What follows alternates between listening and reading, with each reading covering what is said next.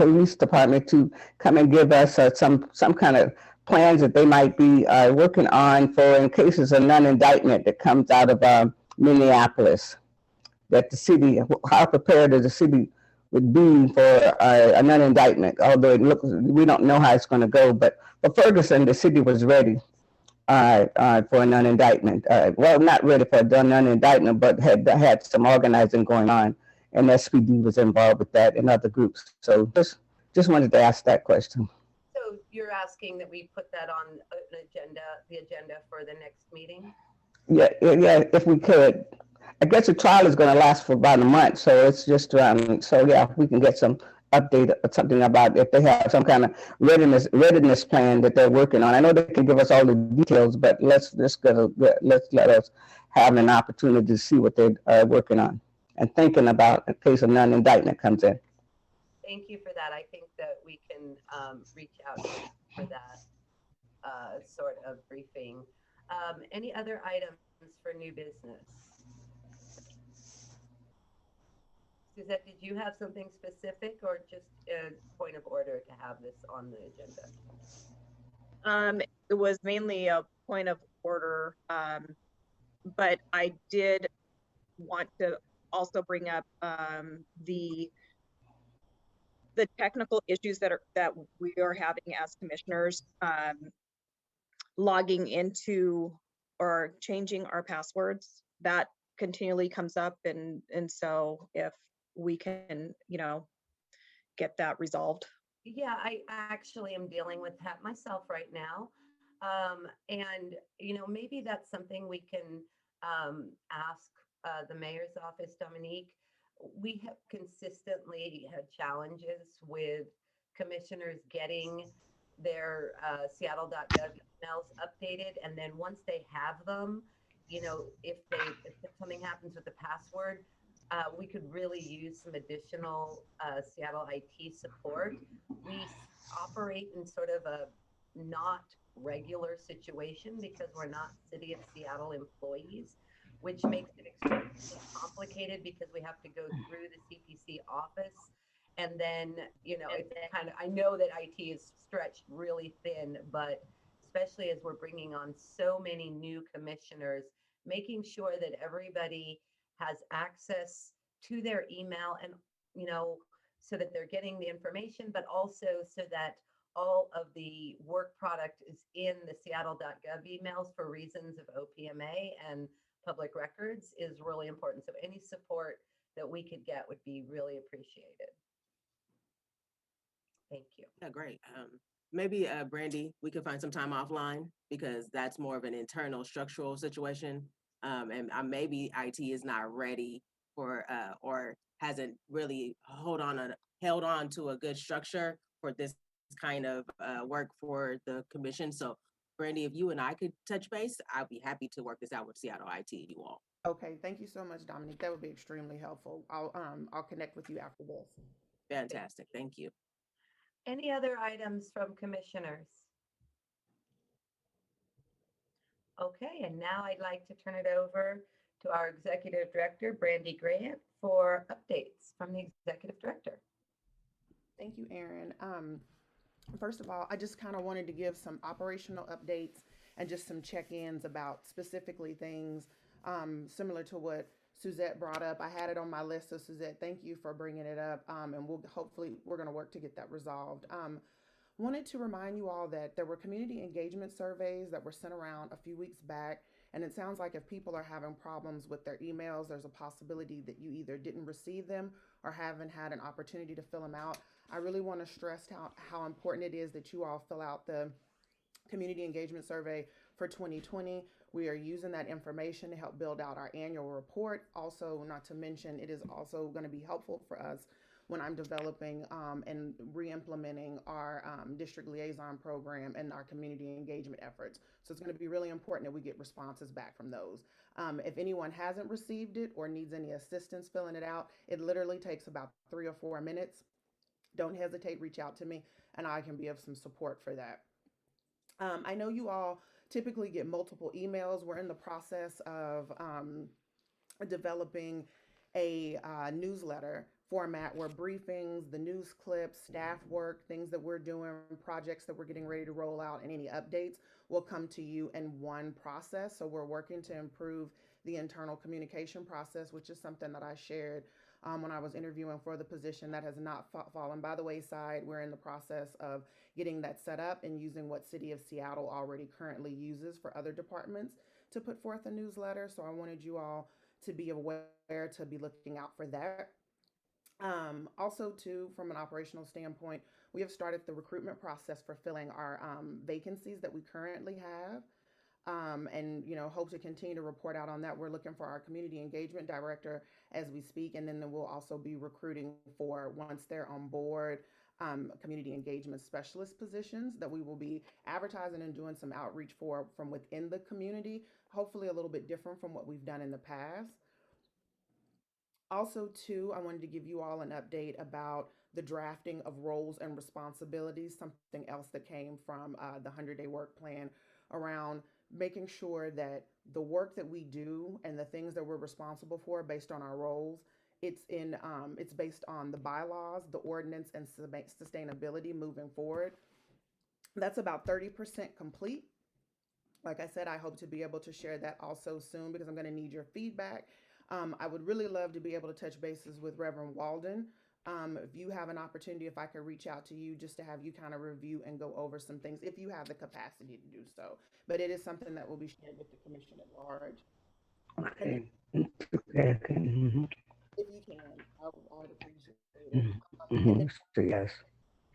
to wrap up, I wanted you all to know that the new onboarding process officially launched, and that we launched the new staff onboarding process. And so I'd love for new commissioners, if they're running into any issues or have had an opportunity to kind of go through the SharePoint page, if you all could let me know how that's going and how that's working out for you, I would really appreciate the feedback. And then finally, I wanted to talk to you all about, very briefly, work group proposals. We had a couple of work groups that we have had in the past that ended up, due to several transitions, ended up falling by the wayside, and I want to help reinvigorate those and get those back started. One of them is our complaint and appeals process, and we never had an opportunity to really kick that off. We were supposed to, for potential projects, determine the need of a complaint and appeals process and what that should look like and what it should entail. So invitations will be going around to commissioners to see who all is interested in participating. This will not only be commissioners, but it'll be CPC staff and members of the community.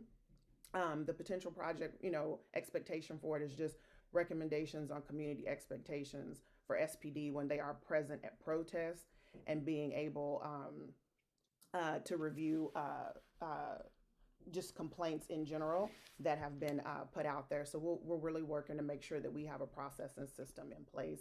And so I'd be interested in having some of the newer commissioners who have not had an opportunity to sign up for work groups yet, if that's something that seems of interest to you, for you to be able to participate.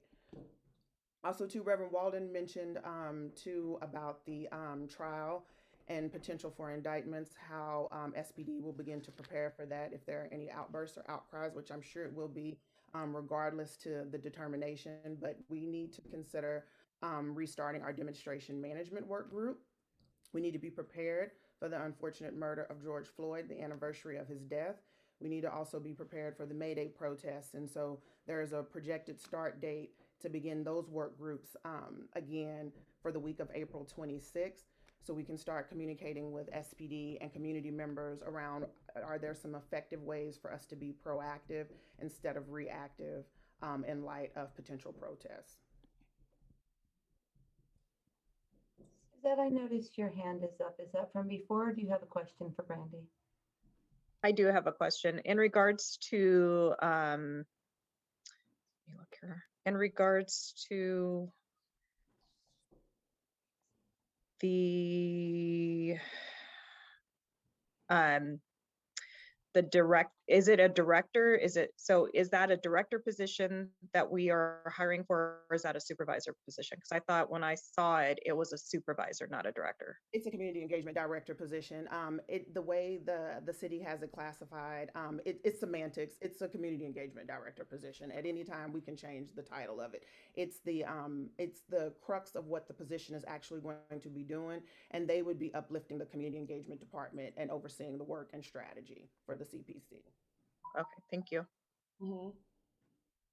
Any other questions for Brandy? Okay, we will move on to work group updates. Up first is the State Legislative Agenda Committee. Do we have an update there? There actually is not a substantive, there hasn't been any major movement in the state legislative agenda work group. A number of our bills are still active, and so hopefully, fingers crossed, we'll have some newly enacted laws regarding police accountability in the next few weeks. So hopefully at our next meeting, we'll have a more substantive update. Community Engagement Committee, Joseph. Yeah, hi everybody. Good morning. Is Alina here? My co-chair. Alina actually carried our meeting last time, so he would be more positioned to give. But we're still meeting. We're engaged with various community partners. The community engagement team is active, and we do meet on second Tuesdays in the evenings if others are interested in joining that meeting.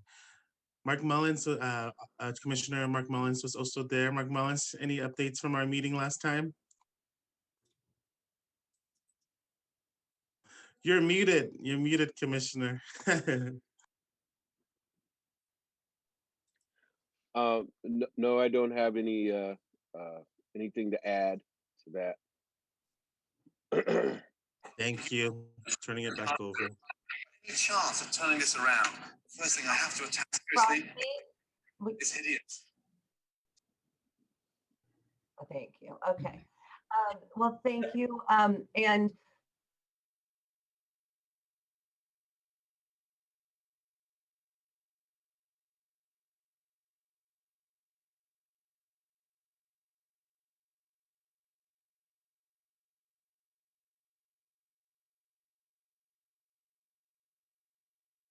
Baker?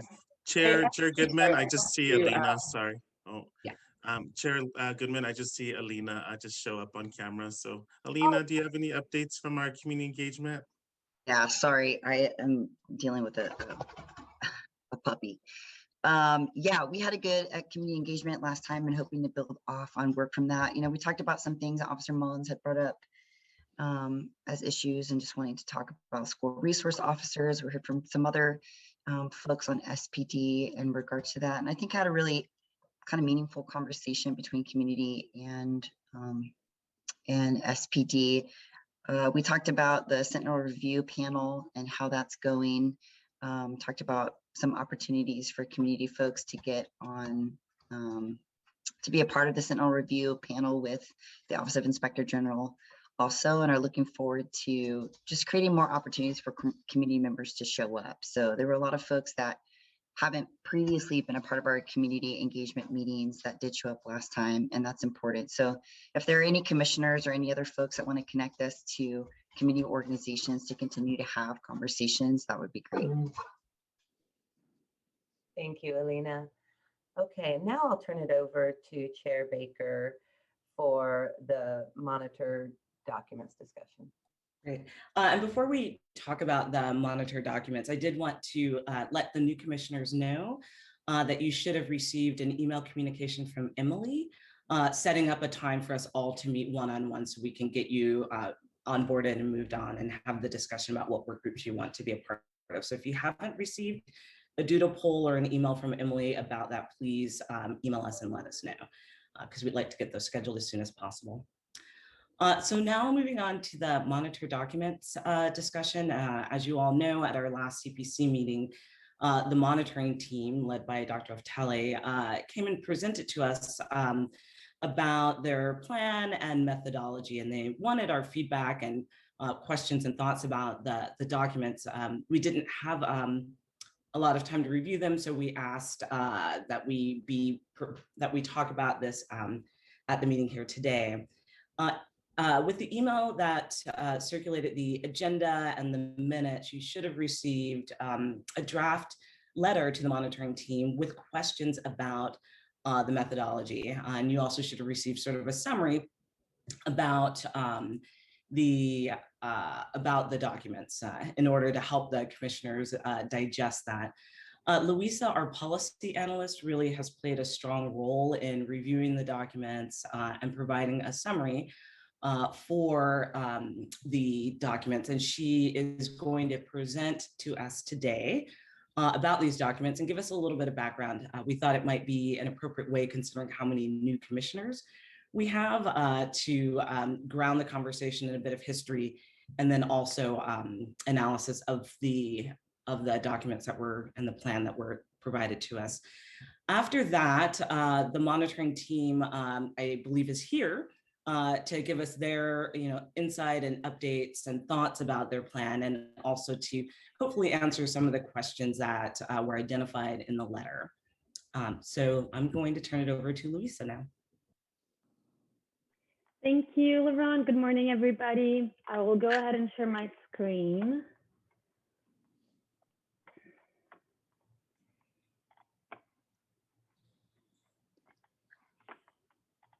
Okay, can everybody see it?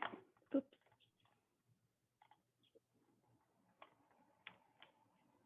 Okay, so this is just a couple of slides. We just wanted to make sure everybody in the call and participating in the discussion has a good understanding of what these documents are. So since February 17, on February 17 and March 17, the monitoring team came to our meetings and presented us with two sets of documents. So today we can discuss both documents, and I'm just gonna give a recap on what they are. So one of them is the monitor plan, and the other one is the monitor assessment methodology, or draft assessment methodology. So first of all, the plan, it's pretty much their work plan for the year. So what they plan to do, what projects they're gonna focus on, their main deadlines, milestones, things like that. So the format of that and all these documents were sent around is, it consists of there's a memo that was filed with the court just to introduce it. And then the plan itself is a 10-page table that's divided into project areas, deliverables, stakeholders, so the agencies that are gonna be involved in each project, and then main deadlines. The project areas that it covers are review of the crowd management and use of force policy. So the whole process we went through to review the policies at the end of last year and at the beginning of the year. The monitor sets out a whole other round of reviews. Then there's also the compliance report. So this is a huge part of the monitor's work, but the assessment reports that the monitor puts out to report on how well the city and the department are with implementing the requirements of the consent decree. Then there's a section that it's kind of called crowd management internal accountability. And that mentions both the work that the OIG is doing with the Sentinel event review and the management action recommendations, so the policy recommendations that OPA puts out regarding crowd management. There's some work on ABLE training and other training on discipline. There's a section they called innovation and risk management, and that includes innovation projects like Homestead for Justice, an early intervention system, and officer wellness, and then work with the reimagining public safety interdepartmental team at the city. So some of the questions and just comments we had on the plan is that and these are all in the letter, and we can discuss them all, but one of them is that in the memo that was filed with the court, it mentions that stakeholders were consulted in the fall of 2020 to give feedback on the plan, but the CPC wasn't consulted. So we just wanted to talk about how the CPC could be better engaged in shaping the plan. Even the plan has been approved, but in shaping the plan moving forward. And then just the places where the CPCs mentioned, the CPC specifically mentioned in the whole crowd management and use of force policy review. So there are several points for the CPC to give feedback and provide edits, and also in providing feedback with the methodology and for the compliance reports. And we also wanted to talk about how we can engage in other projects as well, since they are all relevant to our work. And then in the crowd management section, we wondered if the CPC's crowd management recommendations could also be included alongside with OIG and OPA's crowd management recommendations. And then more in another level of detail, the specific things that were tasked to the CPC. So first of all, in the policy review process, so again, reviewing the use of force and the crowd management policies, and that's what the acronym is, UOF and CM. The first step was to provide feedback on the proposed policies in January. We did that. And then between January and July, the monitor plans to have an initiative to get community input, another round of community input on crowd management policies. And then at the end of that in July, we'll provide a second round of comments and feedbacks. And in October, and then SPD will provide a new proposal. And then in October, we'll give feedback on the new proposal. And then another place where we are mentioned is in October to provide feedback on the draft compliance reports, and that's compliance with the consent decree. So we were super curious about this initiative to get community input and would love to hear more about what this initiative looks like, if it's already going on since it was scheduled to go from January to July. And also just a smaller question, but we noticed that the initiative mentions getting input on crowd management policies. We wondered why it doesn't also get input on use of force policy. So, because it sounds like we're reviewing both these sets of policies in tandem. And then as next steps, we just mentioned that the plan has already been approved, but I'm sure we can have a conversation about how we can continue to contribute and engage in the plan moving forward.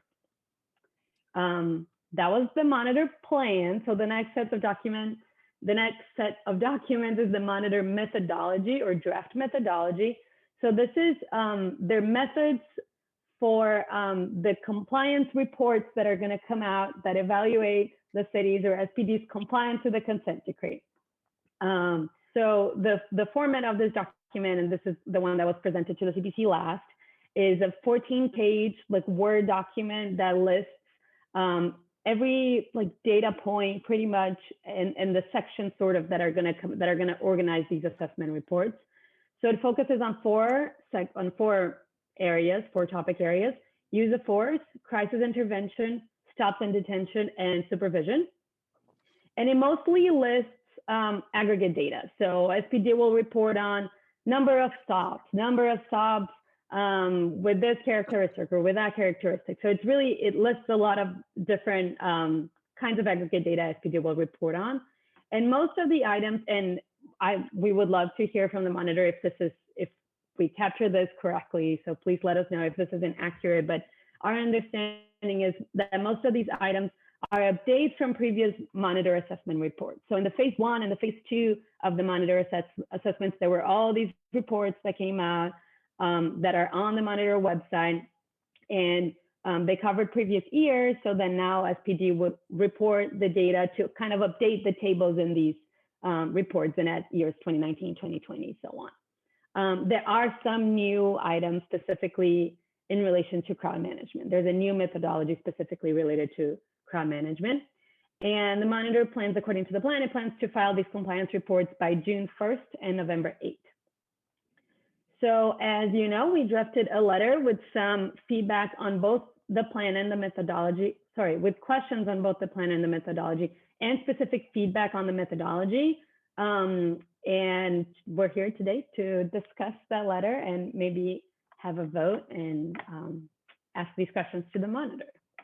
So I will just switch over and give just a quick, I won't go through the letter in detail. Hopefully everybody had a chance to review it, but just a quick review. So it has just a brief introduction to give context on what we're doing here. And then it poses some questions about the monitor plan. So the questions had to do with the items I already mentioned. So where the CPC is involved and how the CPC could be better and more involved. A small question about ABLE, and then also about how the methodology was developed, who was consulted, how it builds on the findings from previous methodologies, especially about bias and things like that. And then we move on to the methodology. So we have some questions about the methodology, some overarching questions. For instance, because SPD is mostly from our understanding, providing aggregate data or reporting on aggregate data.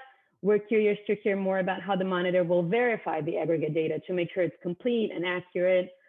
We asked a question about what kind of demographic data will be collected, and how we can make sure the categories used for reporting and demographic data are accurate and complete and don't misrepresent or don't erase any of our communities.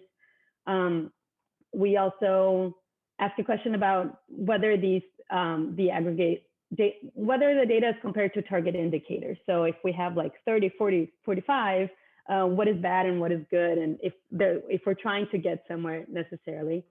And then we have questions about specific sections.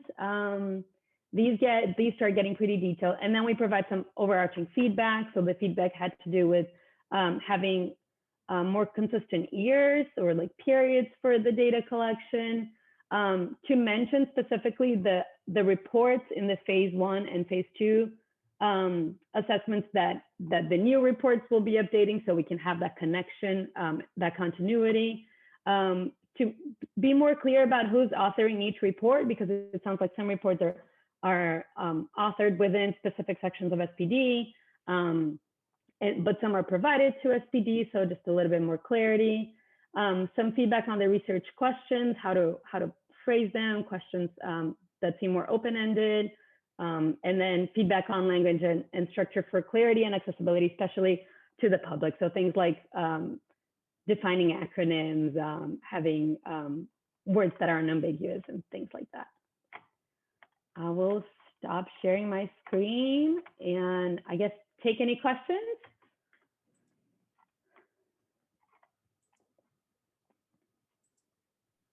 Thank you so much, Louisa. Does anyone have questions for Louisa or thoughts so far about her presentation? Suzette, I see you have your hand up. I can't tell if that's a holdover or if you have a new question.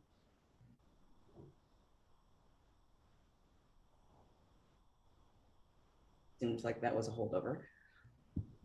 Looks like Christina Fogg has a question. Yeah, thanks. It's actually just a point of sort of information. I'm certainly going to defer to Antonio to address many or most of the questions that you guys had. But since he is relatively new to the case and I'm relatively old, I thought that I would answer one of the questions that was posed, which is sort of about first of all, that's a tremendous summary, and I'm so impressed by the work you guys have done to sort of parse through these really thick documents, which we spend a lot of time doing ourselves. So I think that's really helpful, and I'm happy to help answer whatever questions you guys have, particularly as Antonio may throw me under the bus for. But one of them I just wanted to give a little historical context to, which is the overarching goal, I think, of what we're trying to accomplish in this phase 3. If you recall, you know, a little more than a year ago, we were in a place where it seemed like the sort of core substantive elements of the consent decree had been satisfied through phase 1 and phase 2 assessments.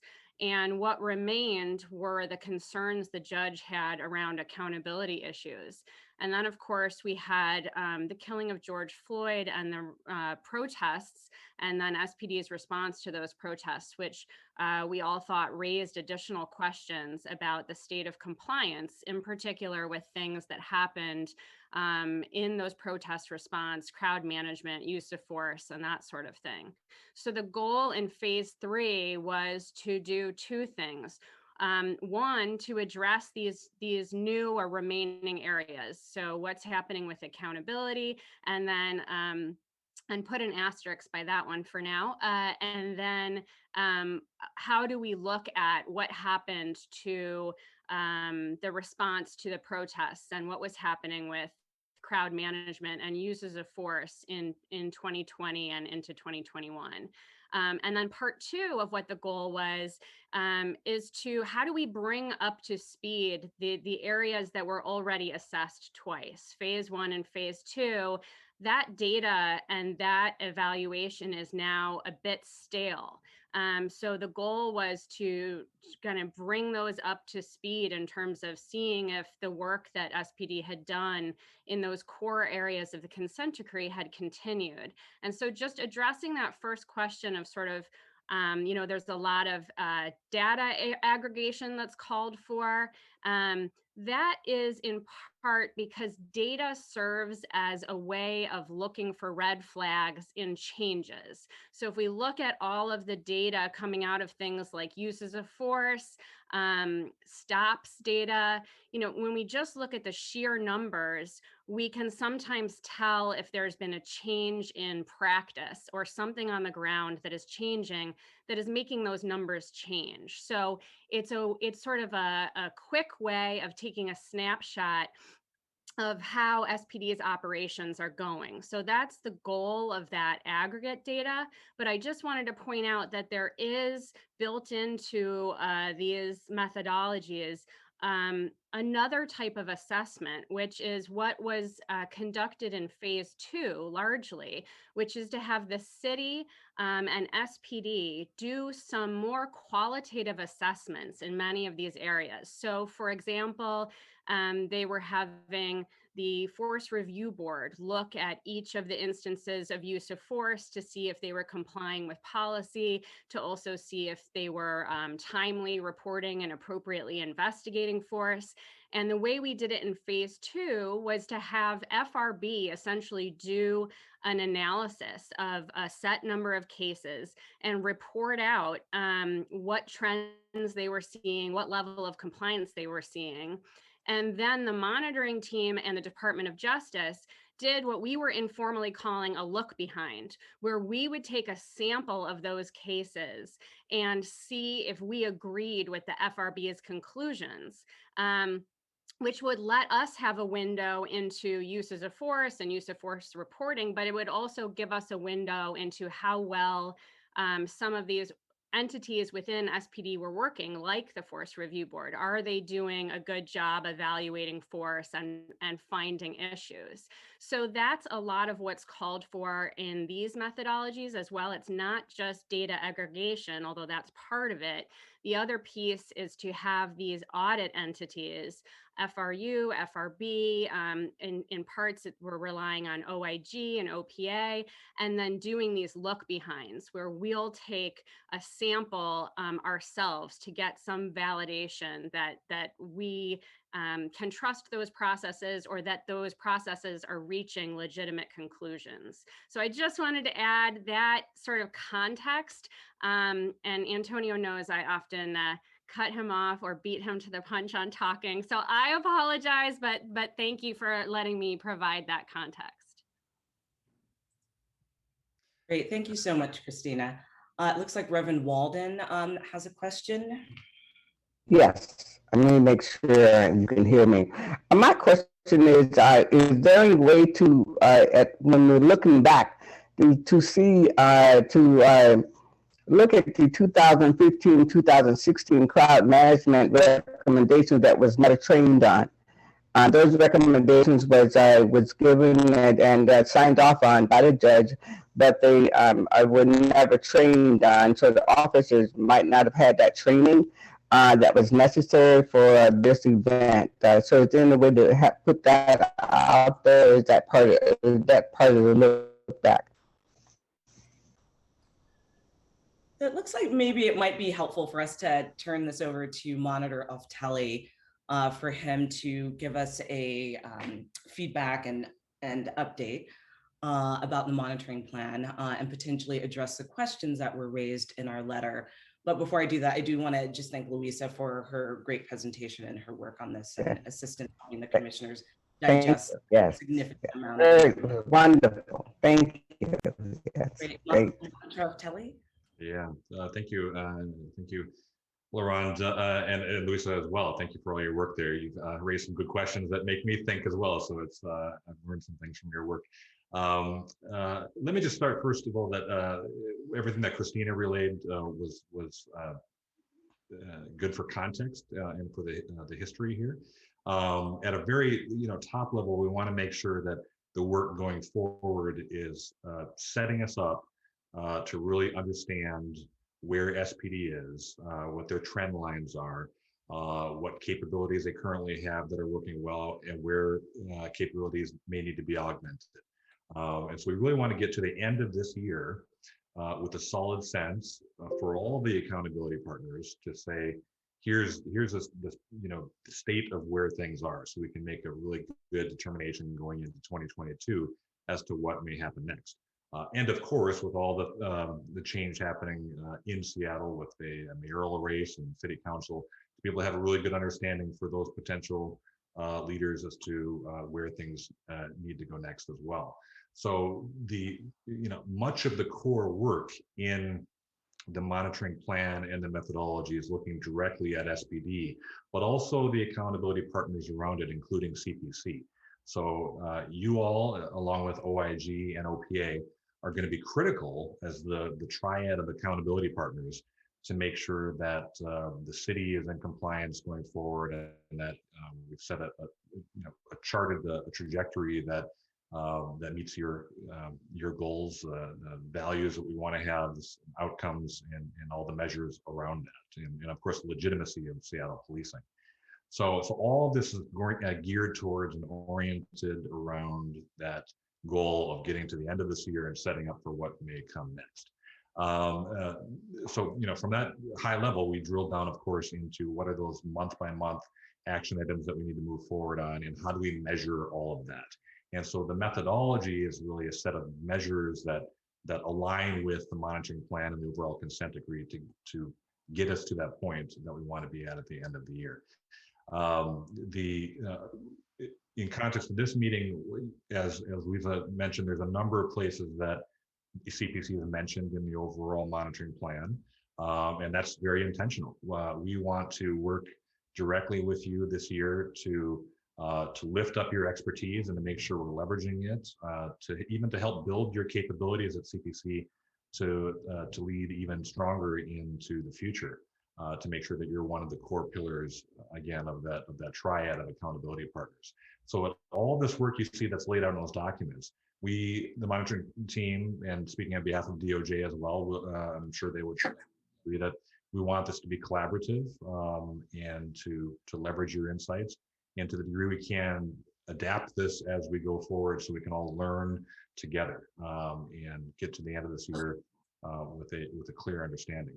So Louisa, and for all the CPC, today was the first, unless I've made a mistake, I have not actually seen the letter with the questions as of yet. So maybe that was intentional, that you're sending that today once you got approval. So the monitoring team will definitely look line by line through that letter and supply answers to that. And then to the degree I can today, I can answer any direct questions as well on there. Reverend Walden, you had mentioned the crowd management policy from previous years, and looking back on that, I will look at that issue and give you a more direct answer to that on our next call or via email.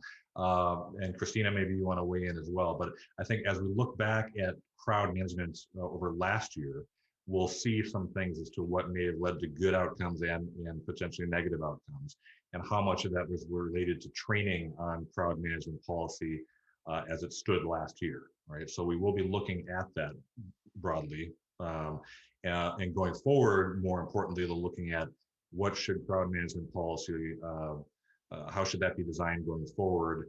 How should SPD be trained on it? What are the parameters of all that? And how do we measure that going forward? And there we really urgently need CPC's guidance and collaboration to design that. I will be honest and say that it's messy, right? There are a number of organizations that are trying to weigh in on crowd management, and that's a good thing. We're in a wonderful city of Seattle in the democratic process, and of course we have the city council that's looking at legislation around crowd management, and all the accountability partners have views and ideas on it, and SPD does as well. And so alignment of those ideas and harmonizing them to the highest degree we can will be the real critical work effort around crowd management now and through this year, so that we get towards the end of this year with a strong understanding of what the policy and practice should be for crowd management and well-trained officers on that, to make sure that we go into in the future is the best way we can.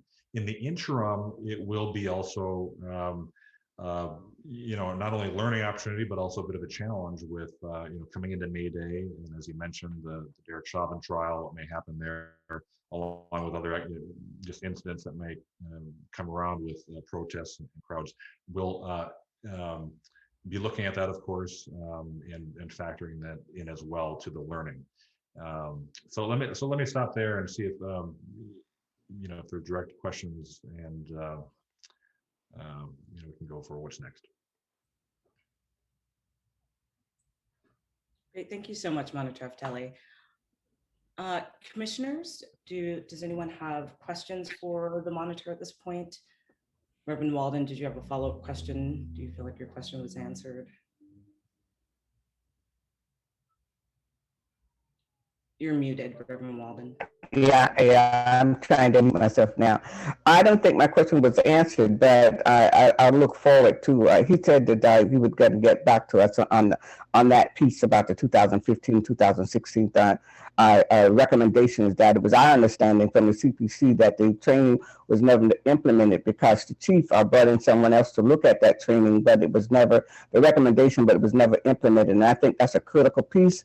So what happens when the recommendations are made and sometimes the training is not implemented the way that it should be? I think that's a critical piece to and should be actually added to the sustainment plan to look at that, because otherwise then we're making recommendations, the judges, everybody signing off on them, and then sometimes they don't always get the training that's necessary. So thank you.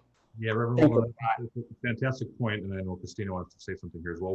Just one thing that you reminded me on that is that the community. One thing we all need to work on this year is the formal and informal communication mechanisms between CPC and SPD and the other accountability partners to make sure the recommendations are not only transferred easily but also implemented. One of the questions that came up earlier today was around public engagement, community engagement around policy in general, but more particularly crowd management policy. The way that the monitoring plan is designed is that work will be collaboratively accomplished by SPD and CPC, right? And have the monitoring team helping with all of that. So that has not really started yet, but we need to develop some plans around that, because we would really we need in many ways require the city and CPC to help design that process of community engagement to get feedback in a more rigorous and robust way. So that to the previous question, that has not started yet, but we're looking forward to working with all of you on that. Christina? Just for clarification, when you're referring to that work, that's the initiative that is referred to in the plan, the community input initiative around crowd management and use of force policies, is that right? Okay, and when do you anticipate working with the CPC to get this initiative off the ground? And will you be providing an updated work plan, since we're fairly behind schedule and haven't started having these conversations yet? Yeah, no, it's a great question. I think we should start working on that now, and probably setting up some type of a work group, a CPC work group that the monitoring team could be a part of, and I think that SPD would need to be part of as well, to start to create ideas on how to connect into the community. And of course, CPC represents, of course, the community, but there are different channels I think we can take to get into get community input in that. So if we can, as an action item, set up a work group on that particular area, that's a collaboration again between CPC and SPD and the monitoring team, and others as well, of course, can join in, OIG, for example. That would be a good action step on that. And we've already submitted our comments on the use of force policy, so I presume we'd be starting from that floor and not actually recreating the entire will, since we did significant community outreach earlier in this year. Right. I presume that the conversations would be around the recommendations that we've already put forward. Is that an appropriate assumption for me to make? I think you're right. I think it would be additive, but that's something that the work group we can create can address. You know, I think we want to look at the past work as a baseline. We really want to leverage a lot of what OIG is doing with the Sentinel Event Review to see what they've learned from a systemic standing and see if that augments their previous understanding, and put all of that together in new ways. Plus, we've all, of course, and just, you know, we're in somewhat of a new world, and so we're learning almost, you know, daily, weekly, monthly as to making evaluative decisions on what crowd management should look like. And there's just going to be, you know, I think some pushing and pulling on that in a productive way. There's a lot of different viewpoints on what crowd management policy and practice should look like. And that's a good thing. It shows that there's a lot of energy and innovation. And so if we can all come together and harness that with that baseline of what we've learned in the past, that would be the good way forward. Great, thank you so much. It seems like Louisa has her hand up. Thanks, Laurent. I just wanted to say thank you for all the information Antonio and Christina shared and addressing some of our questions, but specifically something Christina said was very helpful, and that was that the clarification about how the data will be used and that separation between the data that's just an update from previous data that's kind of stale and that will just be used for some spot checking to just observe something that's like way different, looking for red flags, and the separation between that, and then the more in-depth look behind with the samples. That was really helpful as somebody who spent a fair amount of time with these documents. And I had a lot of questions about how the data would be used. So I feel like it does a really good job clarifying what data will be collected, but not necessarily how they will be looked at and what's the focus and what you're looking for. So I would just say that in the interest of clarity, I think everybody said these documents are very dense. They don't have to be if they're going to be public documents. So I think to, you know, always working towards making things more accessible and understandable, I would add more like high level, this is how we'll look at these specific data points and why. I think that would be really helpful. So thank you for sharing that. Great, thank you. Yeah, and before Christina weighs in, I get to see her hand up as well. I think you're right, Louise, on that the not only in the methodology, but more importantly, when we do the report out from it to the city, right? Well, it'll definitely be written in a way that's you know, that speaks to all community members, right? And that we find multiple modes to relay the findings and different ways to communicate that. And that's you know, we'll have that on our mind, I think, all year long as to how we actually interpret this data and present it and learn from it, most importantly. And you know, because the monitoring team also wants, you know, there is a future here where Seattle will not have a federal monitoring team, right? And CPC and OIG and OPA will be this triad of accountability. And so we want the questions and methodology to be such that you all, the members of the CPC, can build on that over time as well, right? So going into 2022, even what did we learn from this year that you'd like to augment as far as what we measure for around SPD and what that should look like going forward. So whatever ways we can work on that together would be great. Great, thank you. Douglas, I see you have your hand up. Thank you. So I'm wondering about, so the data, so the data that we've seen around use of force being down, it was a Seattle Monitor report that came out several years ago. I want to say like 2019. That report was very widely cited. So people used that data point that use of force was down, I think like 60% or something like that. It was a really large, impressive number. It sounds like you folks are doing kind of updates to data, are going to be pulling data into aggregate, which is great. And I'm just wondering about the sustainability of that moving forward. You know, without that kind of information, we're all kind of flying blind and just kind of going off anecdotes, and being able to actually have an evidence-based conversation about how often use of force is being used. Is it still being used disproportionately against Black and Brown communities is really critical. And that's just been really missing ever since I joined the CPC. and we haven't gotten regular updates on what's going on, what is the data telling us. And so that's been something I've seen that's just been missing since I joined the CPC originally. And so all that to say, Monisha had mentioned, and you had just mentioned that, eventually the monitor is kind of aiming to kind of work itself out of a job. So I'm just wondering, what's the sustainability for this data collection moving forward? Because I do really view it as a mission critical measure of accountability and just a check for our work moving forward.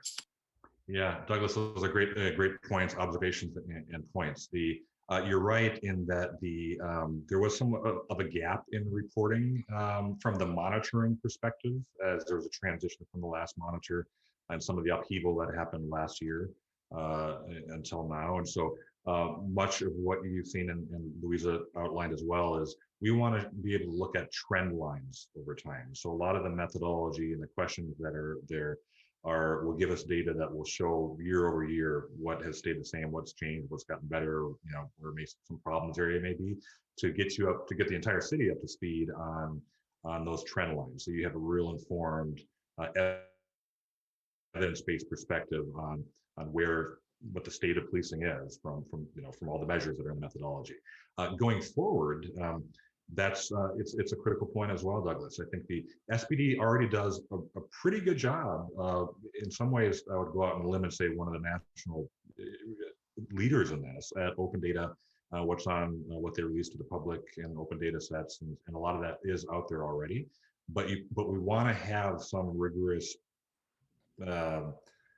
structure systems in place to do this going forward. That CPC, OIG, OPA as a triad of accountability partners should make sure that that's solidified and sustained going forward. So part of, I think, our role with the monitoring team is to build that in right now and to make sure we're working with SPD so it's sustainable going forward, meaning that they have the capabilities and the resources to continuously collect and aggregate and produce that data in multiple modes, and that it becomes a best practice, so to say, for communicating those results and outcomes to community members. And so you're right. It's Douglas. It's a critical thing that we want to. At some point, the monitoring team will no longer be here, and it'll be up to you guys to make sure that those measures and outcomes are moving forward. So certainly is on our mind, and looking forward to working with you on that. Thank you. Christina, it seems that you have your hand up again. Yeah. I just want to talk all the time. I have so many things to say. Okay, I will try and condense here. Let's see. So in response to your question earlier, Laurent, about the CPC's work on gathering sort of community response to the protests, I think the answer is absolutely yes. So what had happened in the first round of policy revisions was a rush, right? That SPD was trying to update use of force policies and crowd management policies to quickly respond to lessons learned from the past 6 months or a year. And I think the explanation at the time was, we're going to do another round of this to fully incorporate community feedback. So I think yes is definitely the answer. Where, the work that you guys have already done to collect community feedback on those issues will absolutely be part of the conversation for this second round of updates. So, as Antonio mentioned, I'm sure there will continue to be discussion around people's reactions to the protest response, but that does not mean that the work you have already done is less relevant. I think we need you to bring that to the table and look forward to incorporating that. With respect to Reverend Walden's questions about training and past recommendations of the CPC and training of SPD officers, I just wanted to note, I know Reverend Walden probably feels like she's the only person who remembers anything that's happened in the past because she's like the historical keeper of all of these things. But I do remember some things, at least in the time I was here. So Reverend Walden, I know you raised questions about that almost a year ago. And just as I was sitting here, I found that exchange and those emails. So I'm going to forward that to you guys just so you have the information that was provided, at least from SPD, about what was done with the blast ball recommendations and what trainings were rolled out when on crowd management. So I think that'll be helpful to rounding out that discussion. And then, yeah, I just wanted to add one note to Douglas's question around sort of keeping that information current going forward and sustaining it even when we're gone. I think Antonio's right that SPD has put a lot of information onto public-facing dashboards, and some of that is around use of force. And that critical number, you're right, that gets cited all the time about the 60% reduction in serious uses of force. So that they have committed to continue to share information that is up on these public dashboards into the foreseeable future. And I just wanted to note that one of the things I think we envision doing whenever we come to a point where we are passing the baton, where DOJ and the monitoring team are no longer going to be here, and all of the work of reform and accountability around policing in Seattle falls to you and the OIG and the OPA. When that is finally sort of completed, I think where we want to be able to leave this is to make sure everyone is aware of what data is available and where and how often it is updated, and who is responsible for the audit functions for all of these different areas of the consent decree, so that you can sort of carry on the work of watching over the shoulder of those entities and making sure that things are happening in a way that's consistent with the community values. So that would certainly be part of our conversation, I think, as we would near the end of this process, is to make sure that there's awareness around how that information is available, because I agree with Douglas that that's a really important piece of this. I think that's all I had. Great, thank you so much, Christina. We're at our time marker here. Are there any questions that commissioners have, lingering questions? The last question that people want to ask the monitor? Okay, it looks like you've answered most of our questions. We, as you know, we'll send you a letter that details, more substantial questions that we have regarding the plan and the methodology document. We hope that you are able to answer every question on the letter. There's quite a few in detail, and we'd love a response, within the next week or two, in order for us to be able to, plan what our next steps will be, including around the initiative, and if we have any further discussions with you, as you continue to make edits to the plan.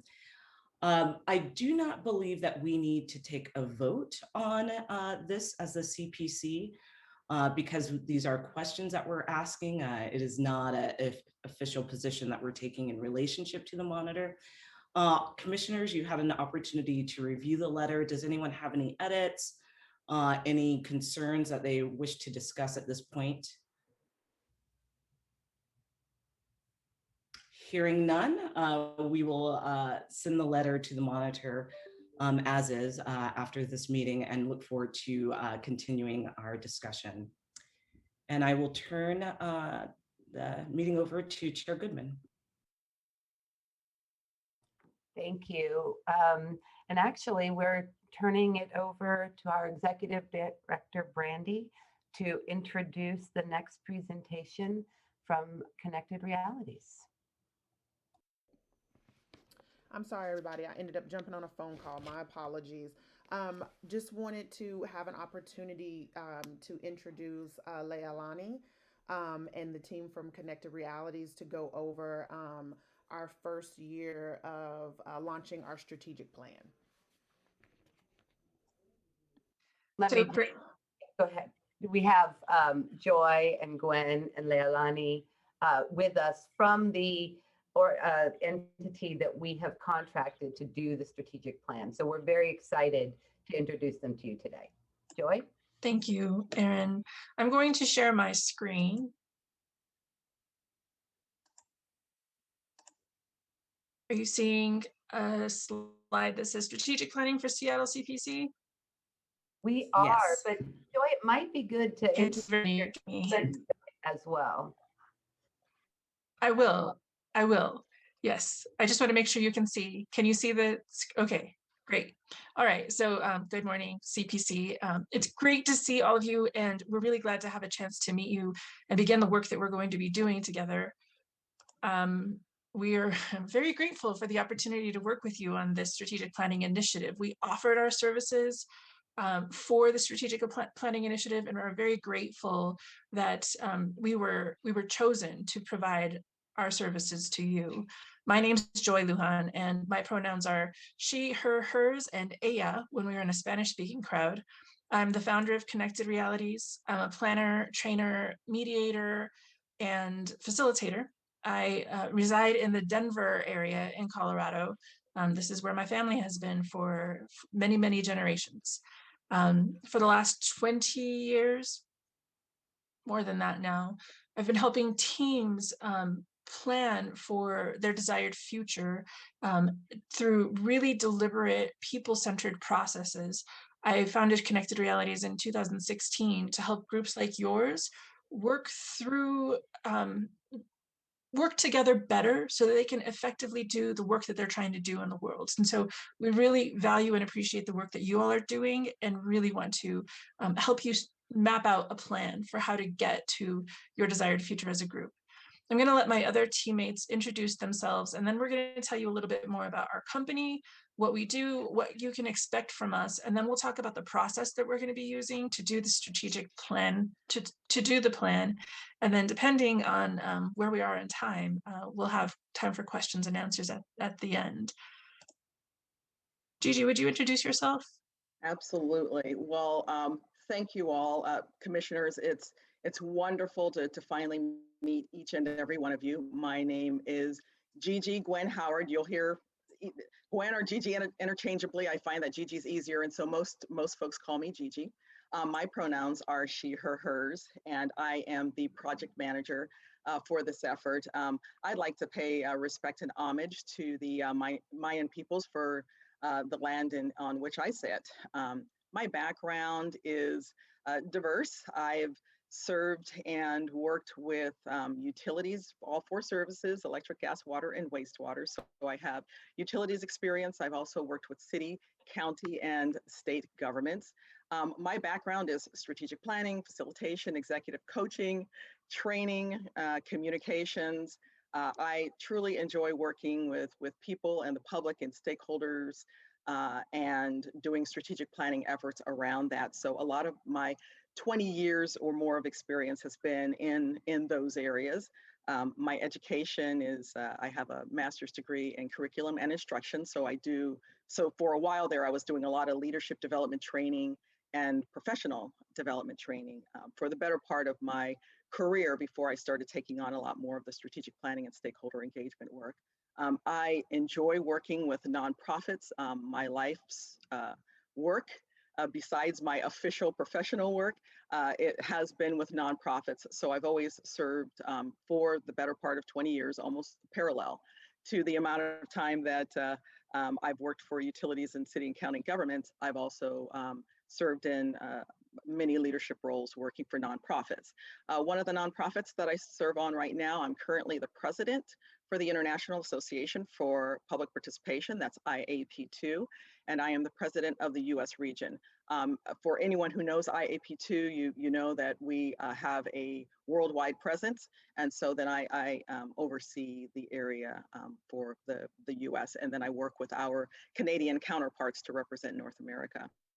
I also serve on the board for the Greenberg Center for Learning and Tolerance, which is all about being able to expose and share with others the importance of all of us working together, regardless of our backgrounds, where we come from, or any of those kinds of things. In addition to that, I am Bliker trained.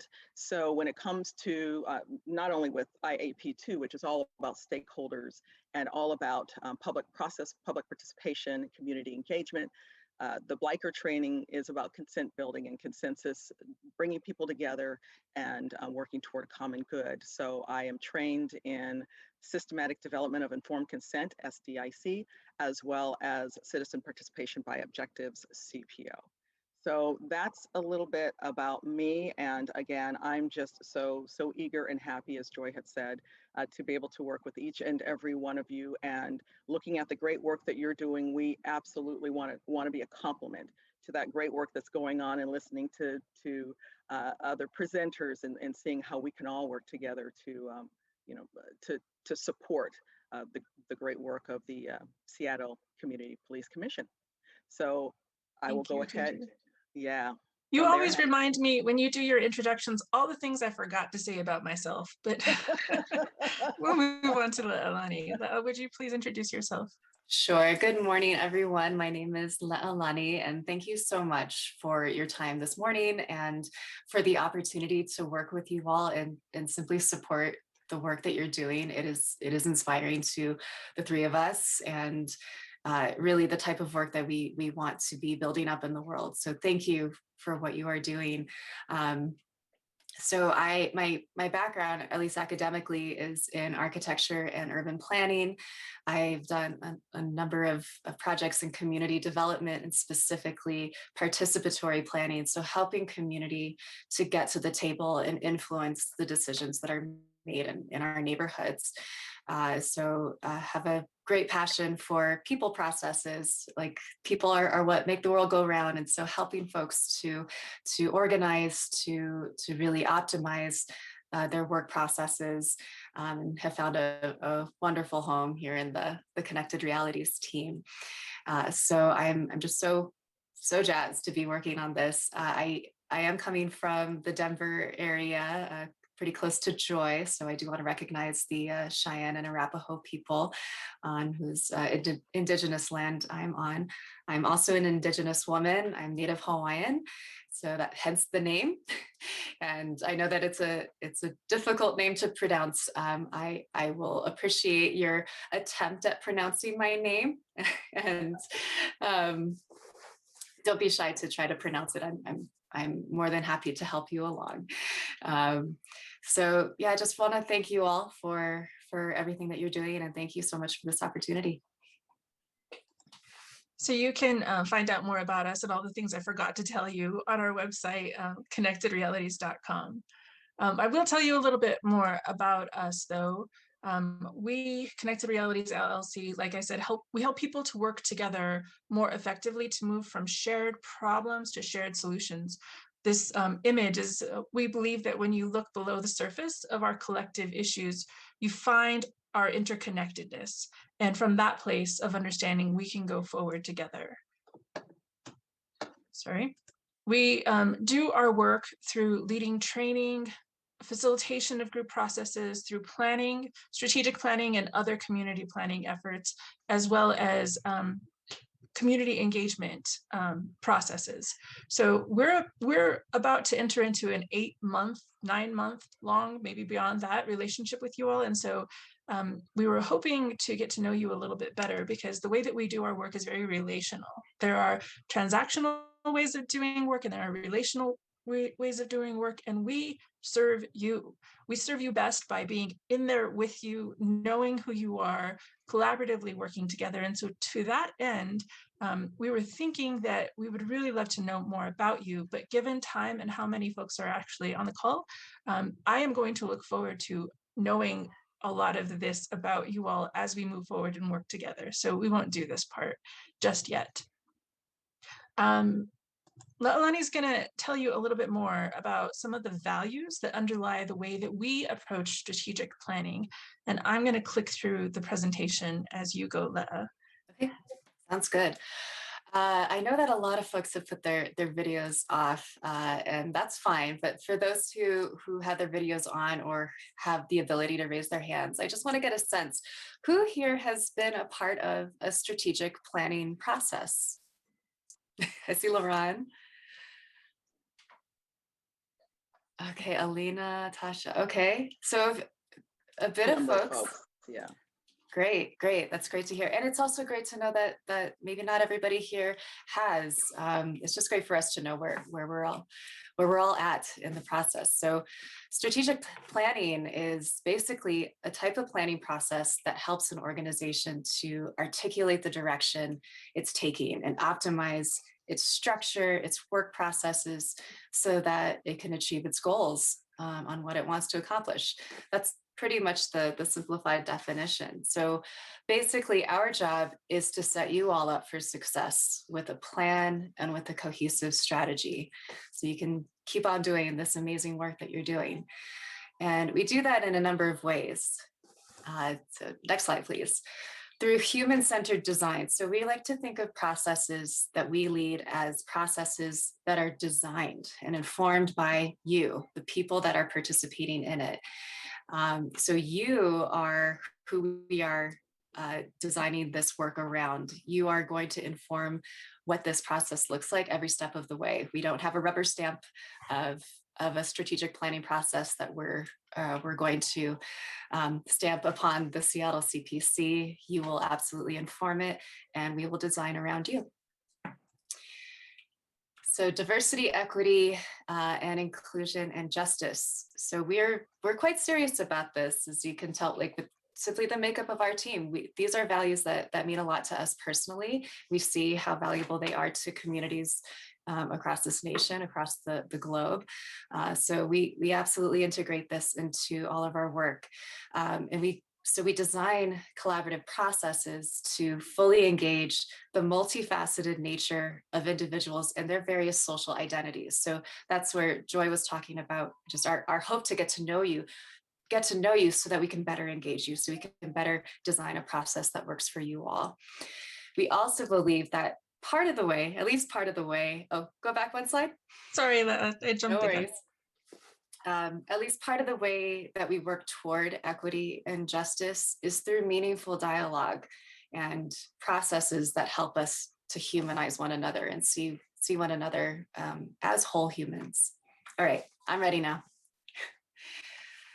So collaboration and consensus building. We are first and foremost a consultancy that's focused on collaborative group process. We believe in the power of diverse perspectives working together to accomplish goals.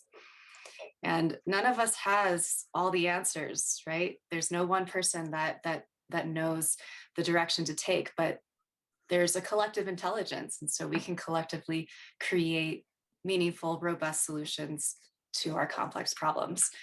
And we do our best to make room for everyone's needs, and at least to the extent that we can. There are parameters in every process, but we do our best to really go to that the extent that we can to meet everyone's needs. And that definitely includes removing any barriers to participation. All three of us are pretty well experienced in the barriers to participation in public processes. But we also know that barriers exist in non-public processes and organizational processes. So that's also something that shows up, and we apply that kind of experience and skill to strategic planning processes as well. Next slide, please. Inquiry-based situation analysis. So we want to know everything about you. We want to know everything that's going on, anything that could possibly affect the work that you're doing. We don't do it to be nosy. We do it to just get a really great understanding of where you're coming from, so that you can strategize accordingly. So we begin the process of understanding the context that you're working in by really with a heavy stakeholder engagement. So understand you are our primary stakeholders. You're doing this work. You are the core working group of your effort. And then also your partners and many who have presented today and who are also involved in your efforts. So identifying all stakeholders involved, at least key ones. We got parameters on our process, but engaging them as much as we can, querying them just to understand needs, concerns, desires, and hopes. This is going to be a really core piece of our process with you.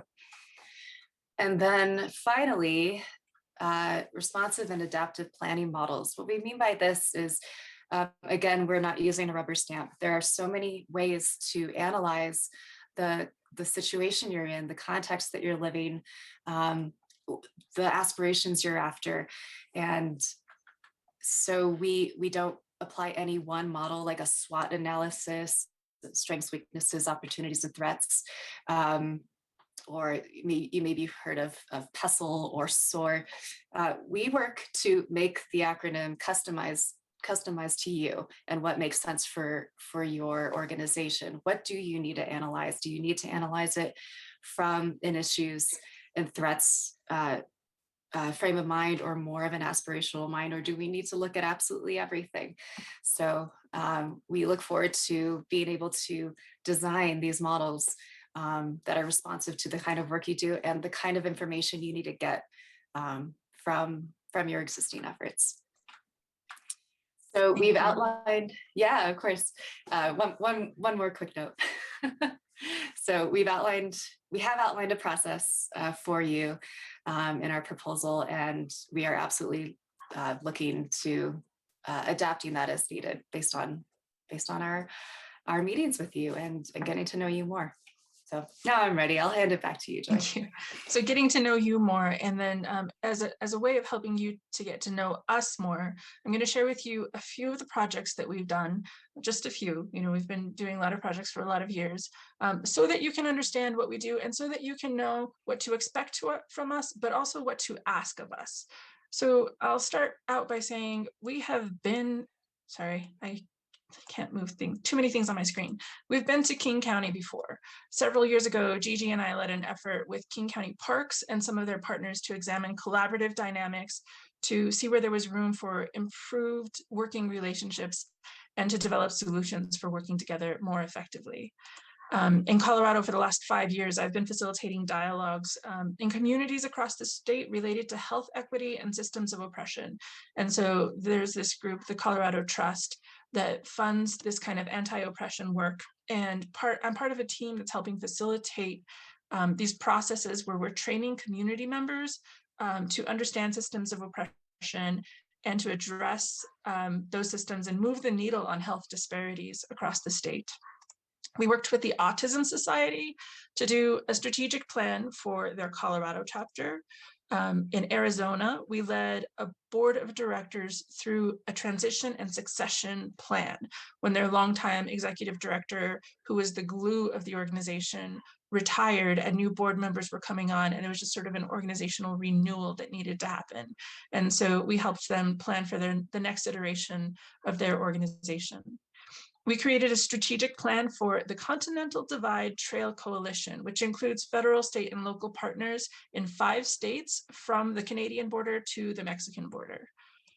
And then finally, we're working with a group in Philadelphia called the Delaware Valley Regional Planning Commission, and we have been providing facilitation skills training for their entire planning staff for the last year.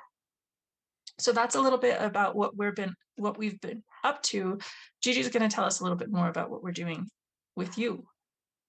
Yeah, so this is just a basic model that just really speaks to what Seattle CPC is going through right now. You've had a set of goals and objectives that have sort of guided and directed the organization, especially as it was coming together and then of course evolving into the more solid structure that you have right now. And so with any organization that either starts off with a strategic plan or has some goals and objectives that really guide them to where they can now look at a strategic plan, it's a cycle that we always encourage, and it's a cycle that CPC is going through right now. And that is, you know, now we're at this mature stage in our, or maturing stage in our life cycle. And so we want to understand more, give us more guidance, more direction, look at mission, vision, values, and goals. Let's make sure that as we move forward and we look at this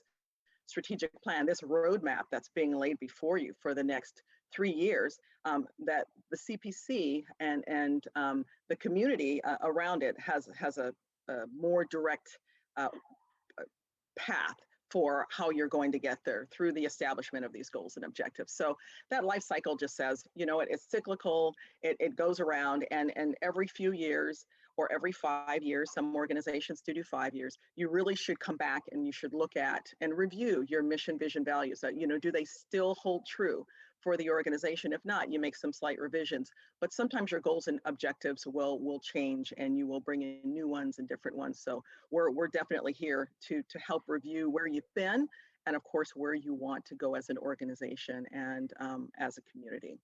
So that's all this simply explains.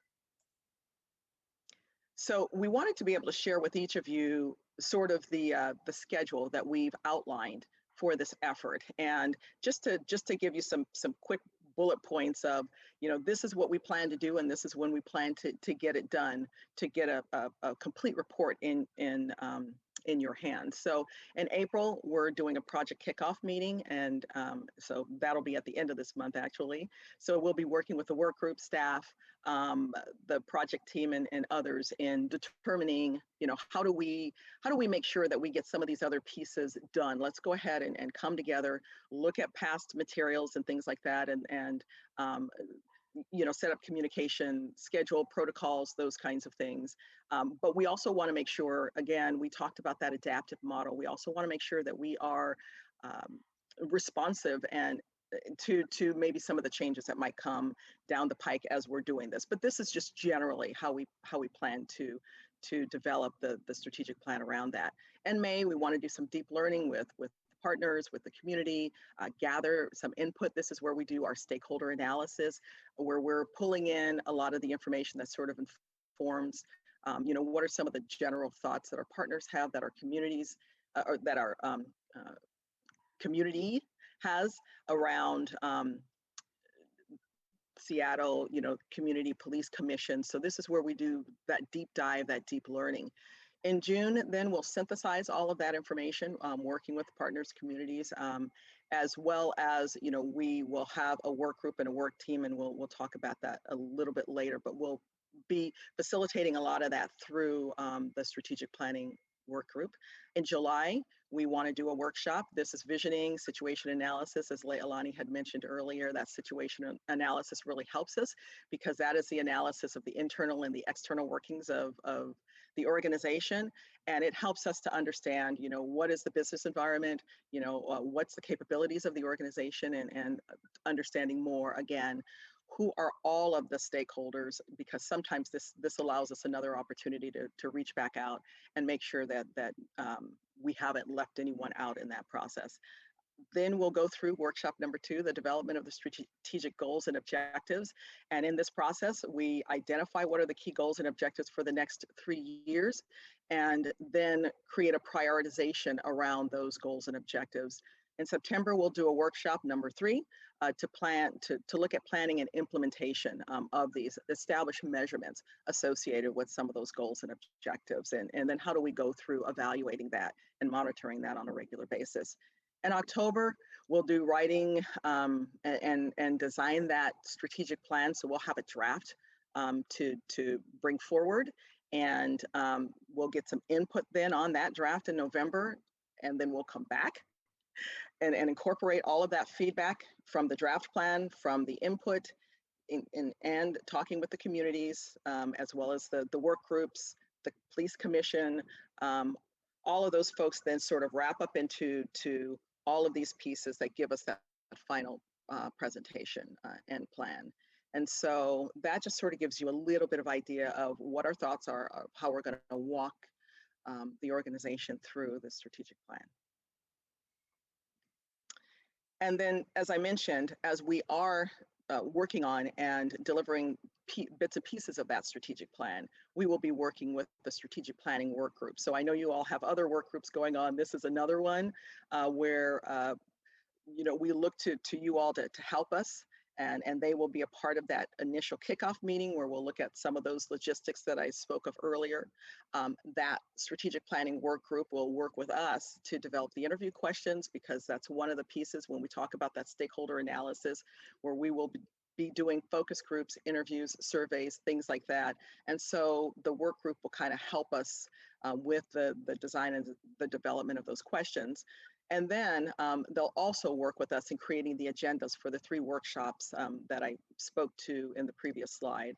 And then they'll also be a part of that review for that draft plan for the strategic plan. So generally, that's what the strategic planning work group would be asked to do. There may be some other things that as Brandy and the co-chairs lead that group that they may need from you, but this is generally what we would need in order to get the information that we need for our processes. Alrighty, so that concludes our presentation to you all. We want to thank you again for your time and for this opportunity to work with you all. We've given you a taste of what this strategic planning process could look like, and we really want to hear from you. So what questions do you have for us? And I think I'll stop sharing screen so we can just see one another.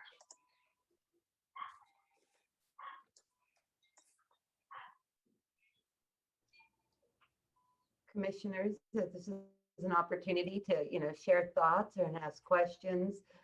We will be looking for commissioners to join the strategic planning work group. If you are interested, you can, let Laurent or Brandy or myself know. This is open to all commissioners, whether you're new or been on the commission for a very long time. It really is an exciting time for us to chart the future. So any comments or questions from the commission?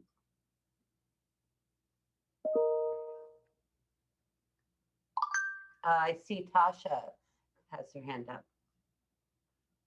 Hi there. Thank you all for that presentation. I do have a question about the expected outcomes from the strategic plan. And I've been involved in a few of like strategic plan processes. And the one that was most recent was one that created guiding principles for the organization that I'm working for, and less so steps to reach what those outcomes are. Would that be determined by the work group that would be working with the strategic plan, or by the CPC, ourselves, to decide whether or not the strategic plan that would be developed would be more of a guiding principles style of strategic plan versus having very specific outcomes at the end of year 1, year 2, year 3, and so on? I would look to Erin, Brandy, and/or Laurent for an answer to that. I would say that is part of, just as they said that they are going to be creating this process around our needs. I think, in some respects, a lot of our activities are guided by outside forces like the ordinance and, what is happening. So I would say that is something that will be developed by the working group and the commission as a whole as we move forward. Thank you. Just to follow up on that question, do you have a sense of preference? So I imagine you have some reactions to how that last strategic planning process went. And I wonder if it left anything missing for you, if there are things that you wanted in that process that you might ask for in this one. Was that question to me, Tasha? Yes, I just couldn't remember your first name. Yeah, no and problem, I can't no see you problem. on the screen. Yeah, my internet is really spotty when there's a lot of people on, so I don't have my camera on, but I'll turn it on while I'm speaking. The last plan that I was involved in with the guiding principles, it did leave a little. It felt like for me that it left some holes. I would have preferred to have more concrete steps to help us reach what those outcomes were, because there are outcomes listed on the strategic plan, but no steps as to how to get to those. So we have the guiding principles that will lead us to that, and I understand that every organization operates in different ways, and that there's reasons why, because the climate is constantly changing, and there isn't a guarantee of those steps being completed, and sometimes the strategic plans become pieces of paper because you aren't because you aren't able to do those steps sequentially as laid out. However, I like to be able to see a sort of working plan to know when we're reaching our goals, what the next goal will be once a milestone has been reached, that sort of thing. So. Yeah, thank you for that question and for those comments. And so it is our preference to leave you with a plan that you can sort of walk through and implement, right? That says, here is the goal, here is the task, here is the timeline, here are the resources that are needed to accomplish this, here is who's going to lead it, here's when it's going to be done by, and here's how we know whether we've been successful. That's our preference. So the other thing is, we don't want to walk away leaving you with sort of a visionary plan that's not actionable, right? But the other thing that we don't want to walk away with is giving you a good plan, but no capacity to implement it, or not a strong enough capacity to implement it. So all along in the process, we are also going to be looking at relationships between all of you commissioners, how you work together, how we can do what we can in this process to strengthen capacity, strengthen working relationships, so that you can implement whatever it is that we leave you with. Yeah. Thank you. Thank you. Any other questions or comments from the group?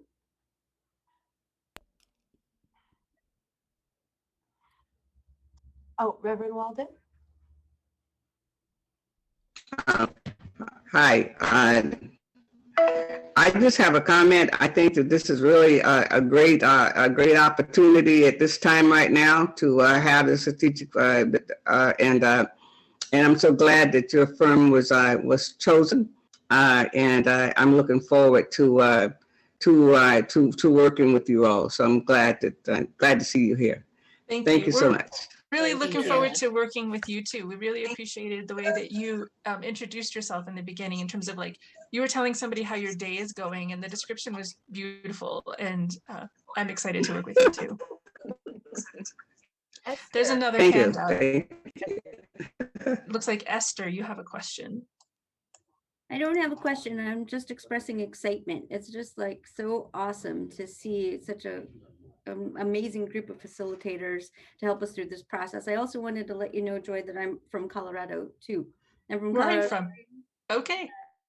Colorado Springs, yep. And I'm Latina, and I'm Danae, and I'm like super excited to do this work in a really good way, meaningful way, immediately way. That's wonderful. That gives me chills. Like, that is how we want to approach things too. Gigi worked in Colorado Springs for 30 years. Yes. Yeah. So I know Colorado Springs well, but yeah, yes. Did you get out of there as fast as I did? Yes, I did. I actually live closer to Denver now. So absolutely. But thank you for that, Esther. And we love being able to visit people from and see people from Colorado, but we've met so many wonderful people like yourself, Esther, and Reverend Walden and everyone else. This is why we enjoy our work, because we don't want to be myopic. We don't want to just work in one region and that's all we know. We really do love to spread the love, and we love to get the love. And so we feel like we're getting that from you all. So we appreciate that. Yeah, Esther, I'm super excited to Leilani too, because I mean, I lived in Hawaii for 3 years, and I really hope to bring some of that aloha spirit. You know, we have a really amazing member of our commission, and he will get mad if I use this term. I'm not going to say it. Pacific Islander, but you're working within those communities. I'm sorry, Joseph. I'll do better in the future. But anyway, so super excited, because I think that place there, really develops synergy that our community wants to see in a strategic plan. Mai ka'i and aloha. Thank you, Esther. For those of you to whom it matters, the way that I identify is as mesticex, which means both European and Indigenous, and it would be mestiza if we weren't trying to be gender inclusive, and because we are, the way I identify is mesticex. Brandy, your hand is up. Yes, I just wanted to thank you, lady. I just wanted to thank all of you so much for being here today, and I hope the commission can feel that synergy around why you all were the best choice to be able to lead us into this strategic plan. And I just hope that commissioners are excited to embark on this journey. We have an opportunity to reinvigorate our work, to reestablish ourselves, be able to uplift the past, and then honor the future, right? couldn't have come at a more better time. And so we're just so engaged and happy to have you here. And we look forward to this work that we're about to embark on. So just wanted to thank you for your time. Appreciate you being here today. Thank you Great. so much. Thank you. Thank you, Brandy, for your leadership, and thanks to all of you for your leadership in the community. So really appreciate the time. All right, I'm not seeing any additional questions. If there are, we're welcome to take them. Otherwise, I believe we have come to the end of our agenda. We are, like I said, looking for volunteers to join us on the strategic planning work group. And so if anyone has any questions or wants to get more information, you can certainly reach out, and Laurent, Brandy, and I will attempt to do that. But we're just very excited to get this started. I saw one hand up, so it looks like we already have a volunteer. Is that true, Esther? Oh yes, definitely, Esther. Thank you. Laurent, do you have any final thoughts or? I'm just really excited. Sort of as Brandy said, this is an incredible moment for the CPC. We have new leadership with Brandy as our new executive director. We are onboarding so many new commissioners. We've got just like a great energy and an interesting moment to really be able to create sort of forward-thinking long-term strategies for how the CPC wants to approach our work and how we collaborate and work together. And I'm grateful that we're taking the time to actually come up with a strategic plan. My understanding is that the CPC hasn't really had one before, and that this process getting to this moment today has been the work of over a year worth of planning. And so I want to thank everyone who participated in that to get us to this moment where we can collectively really try to find strategies to make us so much more effective in this moment when our community really needs that from us. And so thank you. Thank you. Thank you. Brandy, would you like to close us out?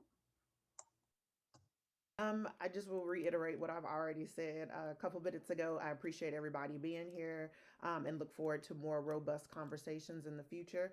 If you can, that community engagement survey, I really need to get those back, opportunity for that. And then we will circulate something around for those that are interested so we can get you signed up for this strategic plan work group. I hope everybody has a magnificent rest of their day and a good week. Thank you.